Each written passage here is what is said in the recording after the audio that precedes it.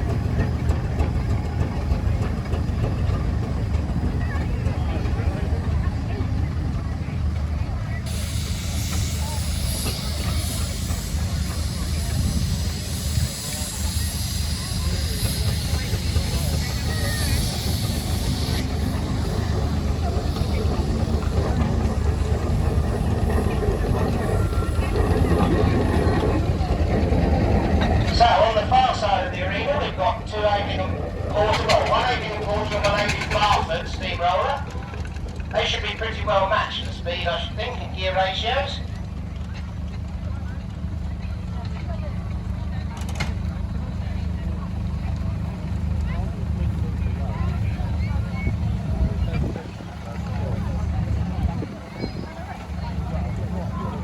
So the middle pair will be two traction engines. Again, they should be quite well matched. And then we've got a third pair on the other side, which will be interesting. It's a steamroller and a Tasker B2 tractor. Well, the steamroller is designed for doing 3 miles an hour backwards and forwards, flattening tarmac, and the B2 tractor is designed for hauling heavy loads at high speed on the road. So this will be a very interesting comparison to see how they get on. Another factor is not only must you not break the rope, you've also got to be very vigilant and watch your compadre in this game to make sure you don't reverse into or back into them. So it really is a game of skill.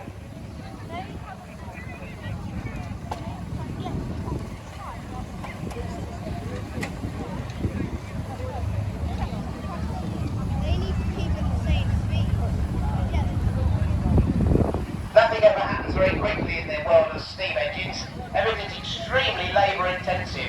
If you watch the crews, you'll see that they're doing something all of the time. They're either changing gear manually by actually generally selecting the gear themselves, they're putting coal on, they're putting water into the boiler, they're hitching things up, they're disconnecting things. It's always a massive load of work, so everything takes twice as long. This is also a good demonstration as to why the diesel engine and petrol engine became more prolific in this kind of use.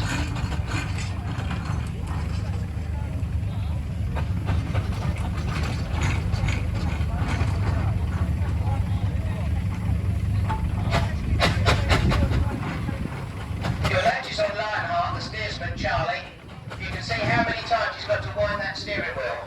I mean, you imagine your car, what is it, one turn, lock to lock? A steamroller like this is probably 60 to 80 turns. And the thing itself, it weighs at least 12 tons. So manoeuvring this machine around a tight arena is quite an impressive feat.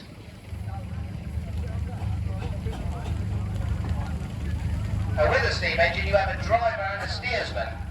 You can one-man them, you can do it all yourself, but on a long journey that becomes quite difficult. So it's much better to have a driver and a steersman. So you'll see Kevin up there operating the regulator with his right hand. He has a reversing lever in his left hand, which makes the engine go backwards and forwards, and Charlie is just steering it.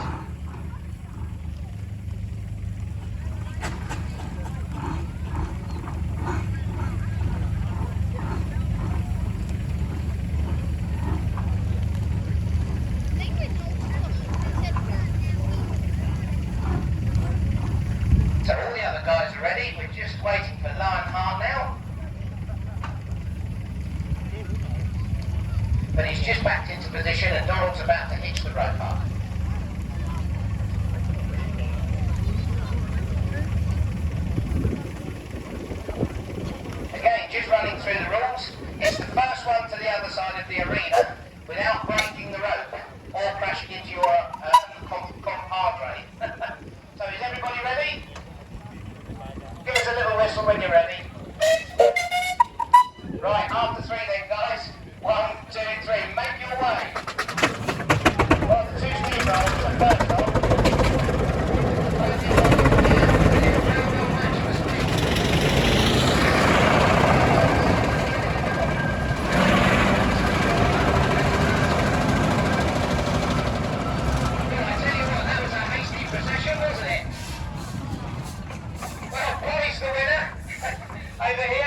with Max Oh and man, I Crofty. feel That's covered. very good.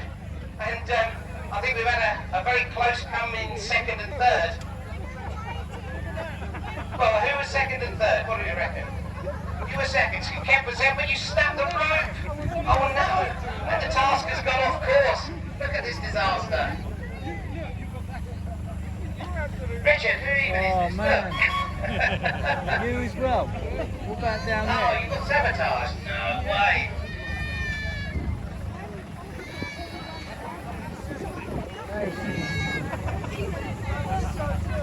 That was a surprise. It was, yeah. Yeah, me as well. My phone's covered, my right hand's Well, we've still covered. got an intact rope here between the two traction engines, so that's quite a bonus. Maybe we'll give them a 1.5 place. Oh no, my gas monkey shirt. That's a grand effort on everybody's behalf. Normally when you do this kind of race, all the engines, if they've not done it before, will snap the rope in the first 5 feet. It's very easy to think, oh, this is quite simple, this is quite easy. But I've done it myself many times and fallen foul to that idea.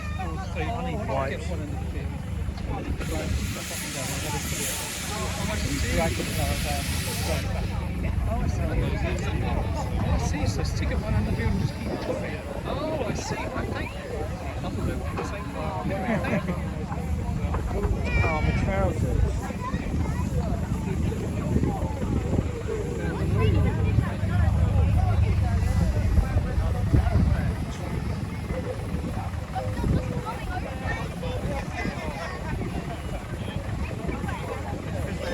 Oh, here we have a late arrival. Like I was saying earlier, for people that were listening, the steam wagons that we were talking about, the model Fodens, and I said that there was a more modern version of a Foden again, which was a Sentinel. This engine here, this red Sentinel steam lorry that come in, is probably made in the mid to late 30s, and the design you'll see doesn't really resemble a steam engine, it far more resembles your modern lorry. For the keen-eyed ones that will notice, the boiler in this is actually upright rather than horizontal, which makes them a lot easier for maintaining and looking after water and keeping the steam up. And the engine of it is actually under the middle of the wagon, more like your modern lorry today.